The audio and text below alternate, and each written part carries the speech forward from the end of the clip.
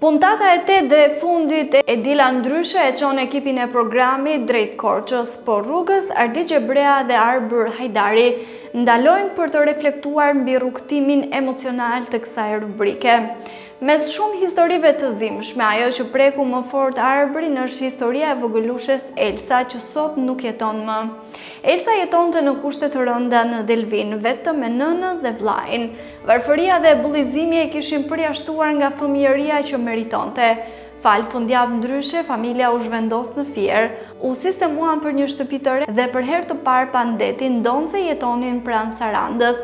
Elsa ishte vetëm 6 vjeç kur i dhuroi Arbërit një letër falënderimi duke i quajtur babi. Një lidhje e thellë shpirtërore lindi mes tyre, por fati ishte i pamëshirshëm në kohën e pandemisë. Një sëmundje agresive e goditi papritur dhe pas 7 ditësh në spital Elsa ndroi jetë. E trajtova si vajzën time, tha Arbëri i përlotur.